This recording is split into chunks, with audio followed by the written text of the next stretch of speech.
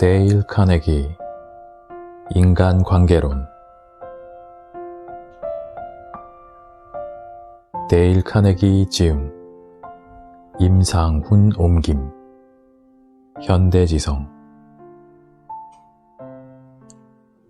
이 책을 잘 활용하기 위한 9가지 제안. 1. 인간관계의 원리들을 정복하겠다는 깊고도 절실한 욕망을 가져라. 2. 각 장마다 최소한 2번 읽은 후 다음 장으로 가라. 3. 읽는 도중에 가능한 한 빈번하게 읽기를 중단하고 각 제안들을 어떻게 적용할 수 있을까 자문해보라. 4. 중요한 아이디어에는 모두 밑줄을 쳐라. 5. 달마다 이 책을 다시 읽어라. 6. 기회가 있을 때마다 책에서 배운 원리들을 적용해보라. 이 책을 매일 일상에서 마주칠 수 있는 문제들을 해결하는 데 도움을 주는 실용적인 핸드북으로 생각하라. 7. 당신이 원리를 위반할 때마다 그것을 지적하는 친구에게 10센트나 1달러를 주는 식으로 당신의 배움을 재미있는 게임으로 만들어라. 8. 주마다 당신이 얼마나 발전했는지 점검하라. 어떤 실수를 저질렀는지, 어떤 발전이 있었는지, 미래를 위한 어떤 교훈을 얻었는지를 자문해보라. 9. 당신이 언제 어떻게 책의 원리들을 적용했는지 지속적으로 기록하라. 1부. 사람을 다루는 기본 방법. 1장. 꿀을 얻으려면 벌통을 걷어차지 마라. 1931년 5월 7일 뉴욕시에서는 역사상 가장 큰 화재를 불러일으켰던 범인 검거 작전이 절정으로 치닫고 있었다. 2주간에 걸친 수색 끝에 쌍권총 크롤리라고 불렸던 담배도 피지 않고 술도 입에 대지 않았던 총잡이 살인자가 웨스트엔드 애비뉴에 있던 애인의 아파트에서 포위된 상태였다. 150명에 달하는 경찰과 형사들이 꼭대기층에 있는 그의 은신처를 에워싸고 있었다. 이들은 지붕에 구멍을 내 최루가스를 투입하여 경찰 살인범 크롤리를 몰아내려 했다. 주변 건물에는 기관총을 설치했다. 이후 1시간 이상 뉴욕의 고급 주택가에는 권총과 기관총 소리가 천둥처럼 울려 퍼졌다. 크롤리는 두툼한 의자 뒤에 쪼그려 앉아 쉴 새 없이 경찰을 향해 총을 쏘아댔다. 만여 명에 달하는 사람들이 흥분한 상태에서 이 전투를 지켜보았다. 뉴욕 길거리에서 이런 일이 벌어진 적은 없었다. 크롤리가 체포되었을 때 경찰국장 E.P. 멀루니는 이 쌍권총 무법자야말로 뉴욕 역사상 가장 위험한 범죄자로 꼽힐만 하다고 선언했다. 멀루니는 그는 사소한 동기만으로도 주저하지 않고 사람들을 죽이려 듭니다. 라고 말했다. 하지만 쌍권총 크롤리 자신은 스스로에 대해 어떻게 생각하고 있었을까? 우리는 그 답을 알고 있다. 경찰이 아파트를 향해 총을 쏘아대는 와중에도 그는 관계자분께로 시작하는 편지를 쓰고 있었기 때문이다. 글을 쓰는 동안 상처에서 흘러나온 피로 인해 편지지에는 검붉은 흔적이 남았다. 이 편지에서 크롤리는 다음과 같이 썼다. 내 옷 안에는 피곤하고 지친 심장이 있다. 하지만 그 심장은 따뜻하다. 어떤 사람에게도 해를 끼치지 않고자 하는 심장이다. 이 일이 있기 얼마 전 크롤리는 롱아일랜드의 한적한 길에 차를 세워놓고 여자친구와 질펀한 애정 행각을 벌이고 있었다. 갑자기 한 명의 경찰이 나타나선 차에 다가가 말했다. 면허증 좀 봅시다. 아무런 말 없이 크롤리는 총을 꺼냈고 총탄을 퍼부어 경찰관을 쓰러뜨렸다. 경찰이 쓰러지자 크롤리는 차에서 뛰어나와 경찰의 총을 빼앗곤 쓰러져 있는 시신에 다시 한 발을 발사했다. 바로 이 살인자가 이렇게 말한 것이다. 내 옷 안에는 피곤하고 지친 심장이 있다. 하지만 그 심장은 따뜻하다. 어떤 사람에게도 해를 끼치지 않고자 하는 심장이다. 크롤리는 전기 의자형을 선고받았다. 싱싱교도소에 위치한 사형장에서 그가 사람들을 죽인 대가가 이런 것이군 이라고 말했을까? 아니다. 그는 나 자신을 지키려 했던 대가가 이거로군 이라고 말했다. 이 이야기의 요점은 다음과 같다. 쌍권총 크롤리는 자신이 저질렀던 어떤 일에도 스스로를 책망하지 않았다. 크롤리의 태도가 범죄자들 사이에서 찾아보기 힘든 특이한 태도였을까? 그렇게 생각한다면 다음 이야기에 귀 기울여야 할 필요가 있다. 저는 인생에서 가장 소중한 시절을 사람들에게 소소한 즐거움을 주는 데 바쳤습니다. 사람들이 즐길 수 있도록 도왔죠. 그 대가로 제가 받은 것은 비난입니다. 범죄자라는 낙인이 찍힌 삶이고요. 알 카포네의 말이다. 그렇다. 미국의 가장 악명 높았던 공공의 적, 시카고에서 등장했던 가장 잔인한 갱단 두목이 이렇게 말했다. 카포네 역시 자신을 비난하지 않았다. 사실 그는 자신을 인정받지 못하고 오해나 받고 있는 공공의 은인이라고 생각했다. 뉴워크에서는 다른 갱들의 총탄 세례를 받고 쓰러졌던 더치 슐츠도 마찬가지였다. 뉴욕에서 악독하기로 둘째가라면 서러운 조직폭력배 두목이었던 더치 슐츠는 한 신문과의 인터뷰에서 자신이 자선사업가라고 말한 바 있다. 그는 실제로도 자신이 그런 사람이라고 생각하고 있었다. 뉴욕의 악명 높은 싱싱교도소의 소장이었던 로즈와 이 주제에 대해 몇 해 동안에 걸쳐 흥미로운 서신을 교환한 적이 있다. 그는 이렇게 말했다. 싱싱에 있는 범죄자 중 자신을 나쁜 놈이라고 생각하는 사람은 거의 없습니다. 당신이나 나와 마찬가지인 사람들이라 생각하죠. 이들은 자신을 합리화하고 변명합니다. 왜 금고를 털 수밖에 없었는지, 왜 방아쇠를 당길 수밖에 없었는지 설명할 수 있는 사람들입니다. 이들 대부분은 때론 오류투성이이고 때론 합리적인 나름의 논리를 동원해서 자신들의 반사회적 행동에 대해 설명하고 심지어 스스로에게도 그 행위의 정당성을 납득시키려 합니다. 결론은 그들이 감옥에 갇히지 않았어야 했다는 주장으로 귀결됩니다. 알 카포네, 쌍권총 크롤리, 더치 슐츠, 그리고 감옥에 갇혀있는 뉘우치지 않는 사람들 모두가 자신이 저지른 어떤 일에 대해서도 전혀 자책하지 않고 있다면 당신이나 내가 만나는 사람들은 어떨까? 자신의 이름을 딴 백화점을 세웠던 존 워너메이커는 이렇게 고백한 적이 있다.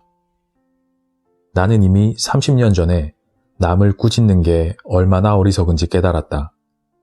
내가 가진 한계를 극복하려 애쓰느라 하나님이 지능이라는 선물을 공평하게 나누어 주지 않으셨다는 사실에 대해 투덜거릴 시간 따위는 없었다. 워너메이커는 일찍이 이 교훈을 익혔다.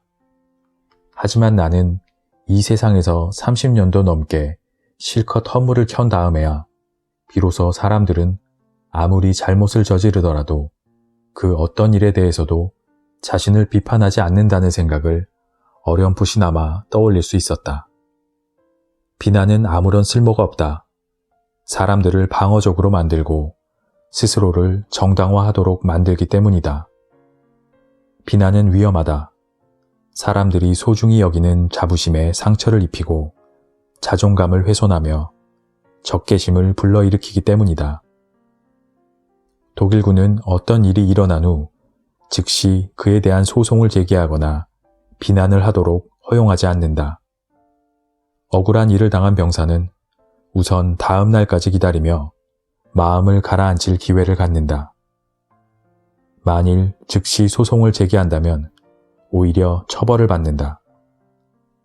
시민사회에도 그와 같은 법이 있어야 한다고 믿는다. 푸념을 늘어놓는 부모, 잔소리하는 아내, 꾸짖는 걸 즐기는 고용주, 그리고 모든 일에 대해 남 탓하는 고약한 무리들을 위한 법 말이다.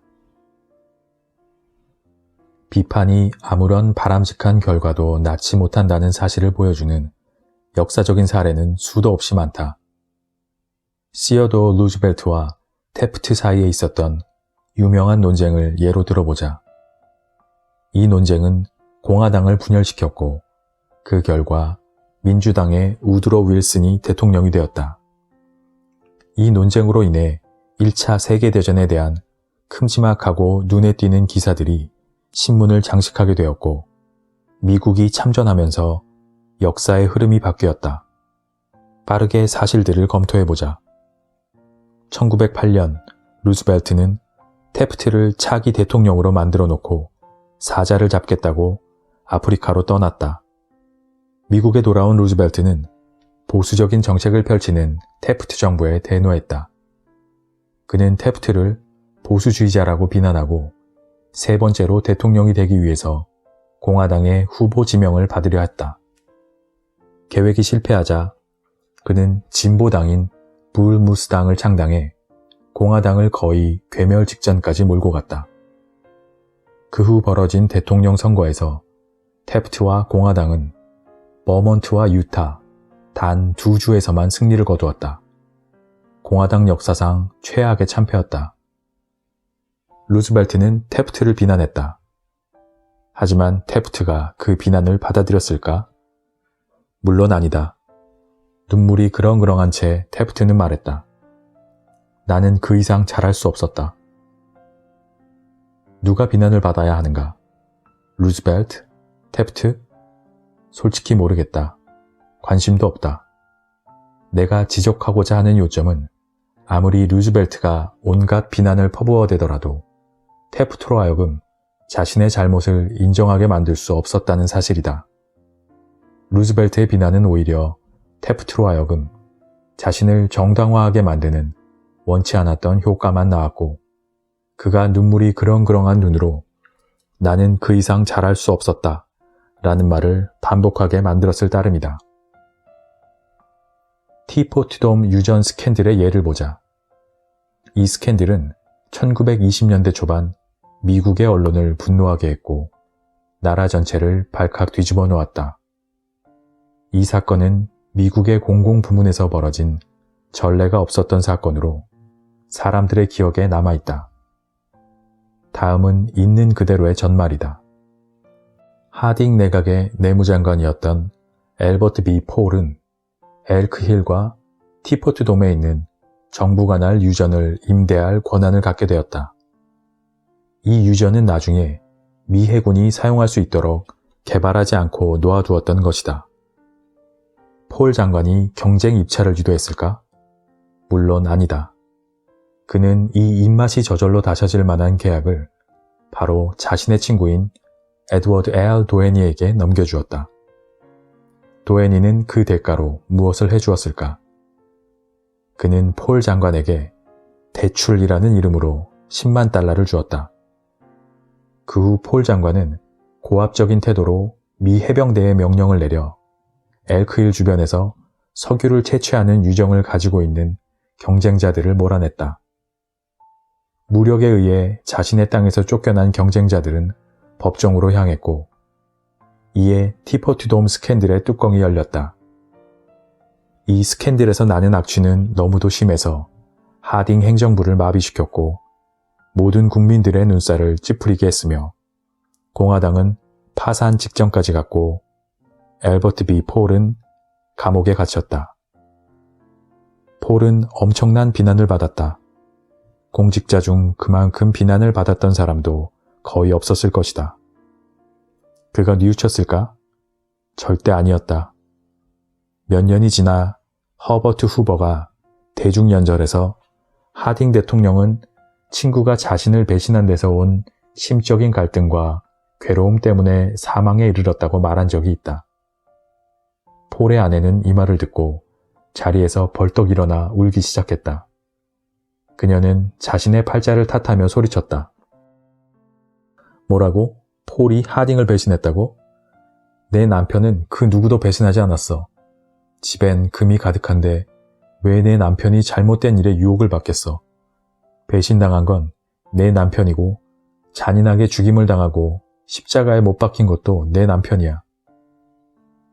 당신은 인간의 본성이 있는 그대로 드러난 예를 보고 있다.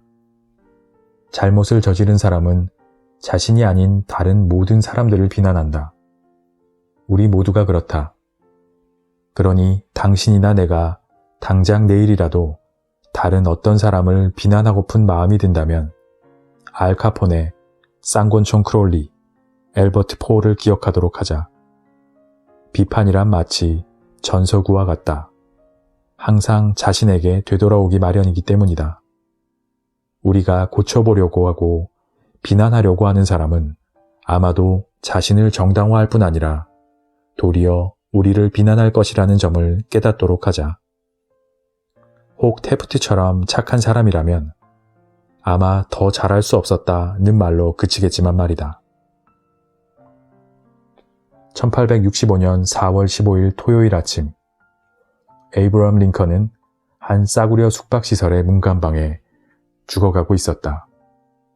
링컨이 존 윌크스 부스에게 저격을 당했던 포드 극장 바로 건너편에 있는 집이었다. 링컨의 커다란 몸은 그에게 너무 짧아 보이는 움푹 들어간 침대에 비스듬히 걸쳐져 있었다.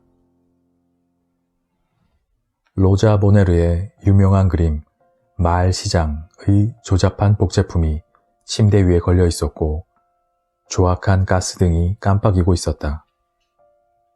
죽어가는 링컨을 보며 육군 장관 스탠튼은 말했다.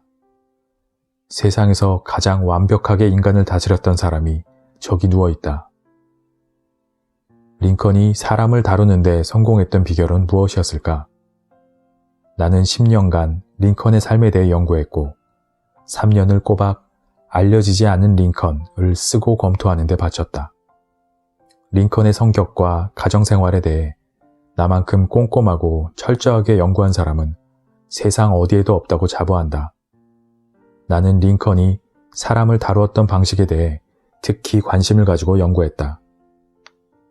링컨은 타인에 대한 비판을 좋아했을까? 물론이다. 젊은 시절 인디애나주 피전 크릭 밸리에 살 때 그는 비판은 물론이고 다른 사람들을 조롱하는 편지나 시를 써서 그 사람들이 발견할 만한 곳에다 떨어뜨려 놓곤 했다. 이 편지 중 하나가 링컨이 평생 잊지 못할 적개심을 불러일으켰다. 일리노이주 스프링필드에서 변호사가 된 다음에 링컨은 자신에게 반대하는 사람들에게 공개 편지를 써서 신문에 내는 식으로 공격을 퍼부었다. 하지만 딱 한 번은 조금 지나쳤다.